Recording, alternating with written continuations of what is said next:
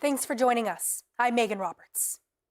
A 6-unit apartment building has been destroyed by fire in Edzo, about 45 kilometers west of Yellowknife. The loss has left several teachers without a place to live in a community already facing a housing shortage.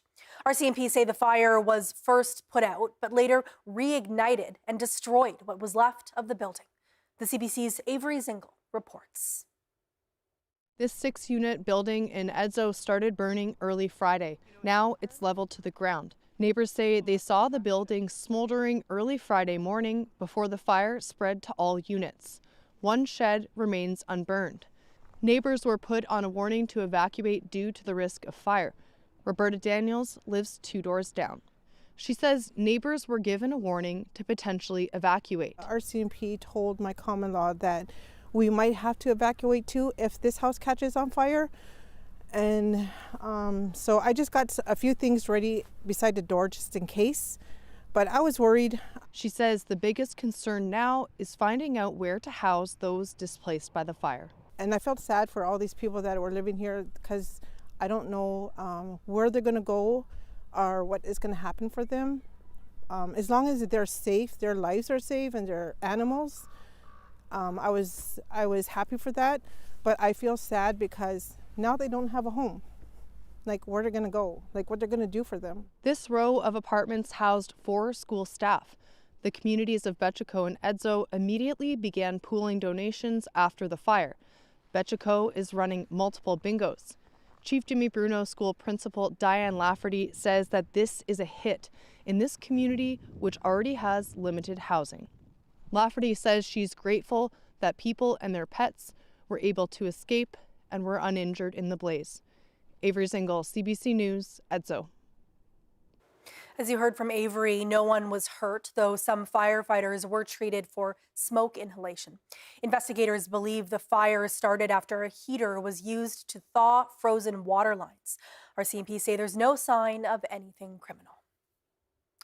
A decision made by one of Canada's largest energy companies is now reshaping life in a small Northwest Territories community. Imperial Oil confirms it'll shut down operations in Norman Wells this summer, leaving residents and businesses wondering what comes next. The CBC's Sarah St. Pierre reports. The ripple effects are expected to spread across the Satu region, hitting businesses with ties to Imperial Oil and their subcontractors. Imperial Oil confirms it will shut down operations at Norman Wells this summer. It's really a sign towards a dying economy. And do you think it's a buyer's economy? Somebody with a business and mortgages are going to be hugely impacted, and they won't have the likelihood of reselling their property or real estate because there is no industry. This business owner says he's worried about his employees and is now bracing for a shift to a new power source once Imperial Oil stops supplying the community. I don't know where the business community is going to be able to pick up the additional business to pay what are, in my opinion, they're already horrendous bills, to tell you the truth. That's my biggest concern, power. Some do feel more hopeful about the future, at least in the medium to long term. The reclamation work to clean up the oil fields could take decades and generate revenue throughout. But the gap between now and then adds some uncertainty. I think that is maybe the scariest part of it all, if I were to say. I mean, we're here, we're ramped up, we're servicing Imperial and everything that it brings with them being here. And that lull is for sure, I think it would create a little bit of a slowdown in town. Who really knows what to say until they really release their plans and stuff. Earl says oil production touches almost every business in Norman Wells, and he fears companies that directly service Imperial Oil won't survive the gap between the shutdown this summer and reclamation work, which isn't expected to begin until after 2030. Sarah St. Pierre, CBC News, Yellowknife. Northwest Territories Premier R.J. Simpson says he's not happy about the news either. Simpson says Imperial Oil had been signaling the possibility of a closure for some time, but that doesn't lessen the impact for workers or the community. He says this is a moment for the territory to focus on big infrastructure projects, investments, he argues, that could create jobs now and new economic opportunities for the future. But one of the biggest things that we're doing, and likely the biggest thing we're doing, is really pushing for the Mackenzie Valley Highway. And I was just down in Ottawa, met with the Prime Minister, met with all of the premiers, and the Mackenzie Valley Highway was discussed quite a bit, actually. It's a project that the Government of Canada now, I believe, realizes is a necessity, and one that we're advancing one way or the other. So that project will be moving ahead, and it will be a big deal for the Sawtoo and the residents of the Sawtoo. It'll lower costs, and it'll open up more economic opportunities. Simpson says there are no federal funding commitments yet for the Mackenzie Valley Highway, but he says the Northwest Territories has an ally in Mark Carney, and he's confident the territory will begin seeing commitments for major infrastructure projects in the near future. Yukon University is pulling out of the Arctic Winter Games, which begin in Whitehorse next month. The university says the decision revolves around potential labor disruption. The school's administration and host society sent a joint statement saying they came to a mutual agreement. The university will not host certain events, including badminton. It also means the cancellation of the game's operations center and a food services contract. The university's cafeteria was set to be the main eating site for all participants. Imagine watching your Amazon order make its way north and then suddenly it's gone. That's what some customers in Iqaluit say is happening, with orders canceled while en route. Bianca McEwen explains. I'm like down to this. Charmaine Williams has been trying to get laundry detergent for months, but her Amazon order to the post office keeps getting canceled. She's resorted to having a friend in Toronto ship it to her. It's coming now because I had to order. I ordered 3, the very big one, you know, the one where you push the pump. I ordered 3 and my friend shipped it. Williams is one of many Iqaluit Amazon customers complaining their orders are not making it to the post office. Instead, she says her $3,000 worth of orders are stuck down south. Why are all my items, every single item, January 7th, sitting in Ottawa? Every single item was sitting in Ottawa. Latoya Morgan is experiencing the same issue and has also complained to Amazon. They had no answers. They didn't understand why it couldn't be driven. Morgan's orders get delayed until they are labeled returned and eventually canceled. In an email, an Amazon spokesperson says they are aware customers have experienced order cancellations when they manually enter the hub address as the shipping address at checkout. Amazon says customers should choose the pick-up location from the drop-down menu instead. When asked about orders going to the post office and not the hub, Amazon reiterated it's a problem inputting the address, which is causing delivery issues. In a statement, Canada Post Media Relations Lisa Liu said Iqaluit customers should use their civic address as their mailing address and not use P.O. Box numbers.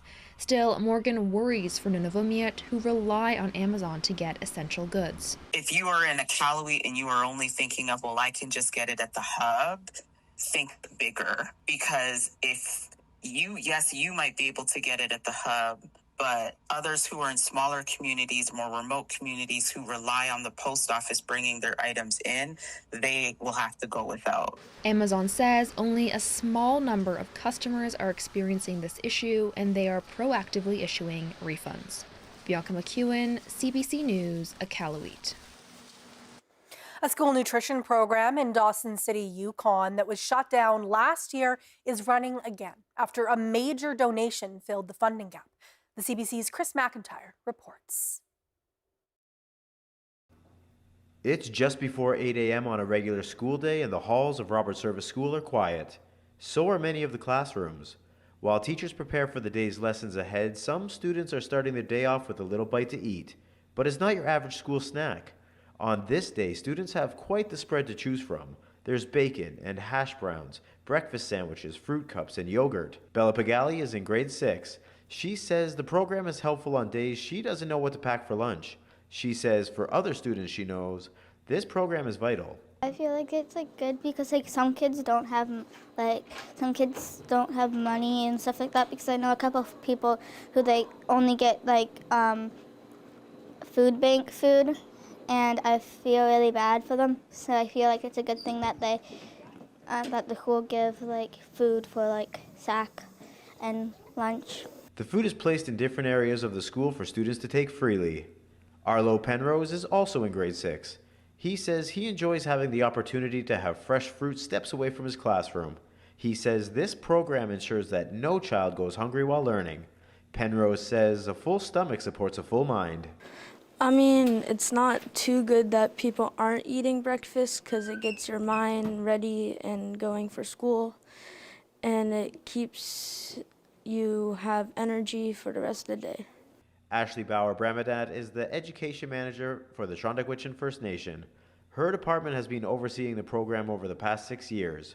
She says the proof is in the pudding, quite literally, when it comes to the link between nutrition and educational outcomes for students. I think that if students are able to have a healthy breakfast or lunch, then that makes sure that they are feeling good about themselves, they're feeling good with their body, they're able to, their basic needs are being met, and they're able to focus on schoolwork. They're able to concentrate more without grumbling tummies or feeling hungry. That availability of food here just takes that ease away. Bauer-Bremadet says there's one small worry, though, now that this program is up and running again. She says there's only enough funding to last this school year. We are working on Jordan's Principal proposals, trying to seek other outside funding. We're very, very thankful for Yukon Mining Families, KPMA, for their generous donation, and I'm not sure what that looks like in future with them. And yeah, hopefully we get more funding. In the meantime, Bauer-Bremadet says the focus today is to feed the kids. The saying goes, breakfast is the most important meal of the day, and by the look of the options at the Robert Service School, it could definitely be the tastiest. Chris McIntyre, CBC News, Dawson City. A new Canadian medical study says the number of young people being diagnosed with psychiatric disorders has risen dramatically over the last several decades, and marijuana use is a possible cause. Jennifer LaGrassa has more. In his early 20s, Sean Heron was hearing voices, sometimes telling him to hurt himself. I would start hearing what I thought was people talking to me through the vents. After getting help, Heron was diagnosed with schizophrenia. He's part of a growing number of young people in Ontario with a psychotic disorder, according to new research in the Canadian Medical Association Journal. A chronic psychotic disorder, it's characterized by having hallucinations. People can have intense delusions. Researchers looked at Ontario health data from more than 12 million people born between 1960 to 2009. They found that diagnoses of psychotic disorders in those aged 14 to 20 increased over time. Specifically, when comparing 1997's cohort of 14 to 20-year-olds with that in 2023, the rate jumped by 60%. Researchers suspect this is a global trend. We're finding people sooner with their psychotic symptoms and getting them care. But I don't think that explains the full picture.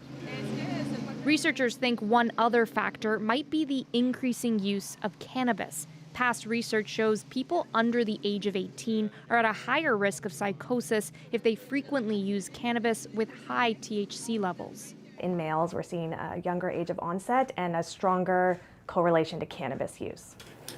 This early psychosis intervention program is being overwhelmed with referrals and has a months-long waiting list. This is a crisis, and we don't need to wait any longer to address it.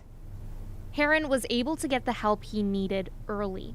I never really saw myself finishing school or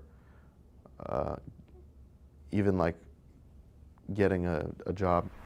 Now, at 27, he has graduated and is looking for work. He thinks cannabis played a role in his mental illness and wants young people to be more aware of how harmful it can be. Jennifer LaGrassa, CBC News, Windsor, Ontario.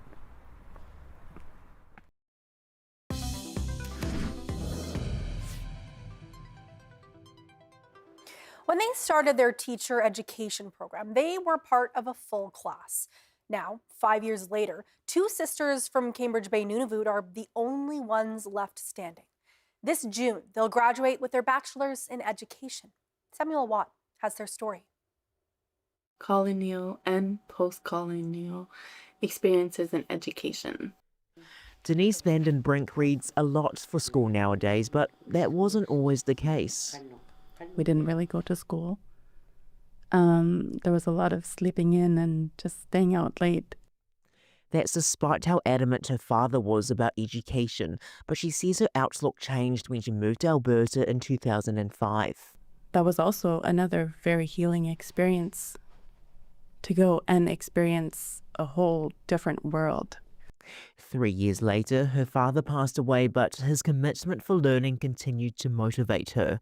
Come June, she and her sister Janelle will be graduating from the 5-year Nunavut Teacher Education Program, and they're the only ones from their class of 8 in Cambridge Bay to do so. I'm glad that I had Janelle and Janelle had me to kind of lean on each other to keep going. Vanden Brink says the first 2 years of the program, delivered by the Nunavut Arctic College, focused on Inuit culture and Inuit Nukdun. That was healing for her as she discovered more about her roots. She didn't really know she wanted to be a part of educating the next generation until she had her second child in 2014. Their mother, Lena Emingak, says she always let her daughters figure out what they wanted in life, but she now has one wish for them. For them to graduate and be teachers for all my grandchildren. I am so happy. That could very well happen, with Vanden Brink looking to be a teacher in her home community. And she too has a message for her students and her own children. You never know what you are capable of until you learn it, but you really have to be patient. Because all good things take time. Samuel Watt, CBC News, Yellowknife. A Yukon producer scored a big win at this year's Sundance Film Festival. Mike Code co-produced and worked as a cinematographer on the short film Nuisance Bear. It won the U.S. Grand Jury Prize Documentary Award on Friday. The documentary centers on the relationship between polar bears and people. It's set in Churchill, Manitoba, and Arviat, Nunavut.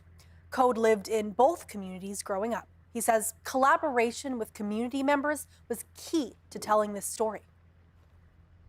We had a lot of input from Northerners on this one, so I believe it is really like a Northern story. And I believe that tells you that there is some important stories in the North, and being recognized in Sundance and ultimately winning the Grand Jury Prize, is a real testament to that fact. Code says this win puts the film on the map for an Oscar. Next up is a European premiere in Greece, and a Canadian premiere of the film will happen after that. We are just days away from the beginning of the Milano Cortina Olympics. Preparations are well underway despite a few setbacks. Adrienne Arsenault takes us backstage inside a hockey rink still under construction. So here we go, 72 hours before the first puck drops at the Santa Giulia Arena here in Milan. And the big question has been all along, is this place going to be ready? Well, let's go for a walk. Let's see. Because when you wander through some of the public areas, it really doesn't look like it's ready. There are no concessions ready yet. The bathrooms don't appear to have water in them yet. So there's a lot of stuff yet to be done. Does that actually matter? Talk to people here and they would say no. The only thing that matters is this. Is the ice ready? Well, the Canadian ice master, Don Moffat, told us he thinks this is the best ice he has made in his 5 Olympics of making ice. That's encouraging. If it holds to be true, that will be important because there's been so much discussion about this ice. It is not as long as NHL ice. It's a little bit wider. The test event was delayed. It didn't happen until a few weeks ago. There was a small hole in the ice. All of this led to a big concern. Will the NHL still send its players? Yes, it is sending its players. They're arriving in a place that is not as fancy as what they're used to. This whole arena was delayed in construction right from the get-go. It took about a year later to start than people anticipated. And frankly, it won't be done. There are some parts of this arena that won't be done for years because Yes, this is the only new venue, competition venue being built in Milan, but it's not really for the Olympics. This is supposed to be a huge concert venue with shopping malls. That will come many years from now. They just want to get through the next 2 weeks and make sure this ice holds. So here in Milan, fingers crossed. That was CBC News Chief Correspondent Adrienne Arsenault.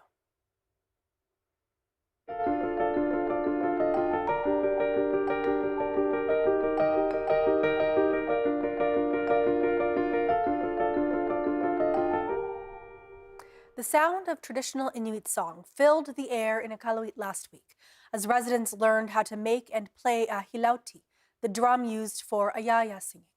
The 3-day workshop was hosted at the Kagiavut Performing Arts Center. The CBC's Toby Utak has more. Enias Katluk, originally from Pond Inlet, wanted to continue to pass on traditional knowledge about the drum dance. Kagiavut gave space for him to teach how to build one. I wanted to keep passing on traditional knowledge about drums, as my late in-laws used to drum dance regularly.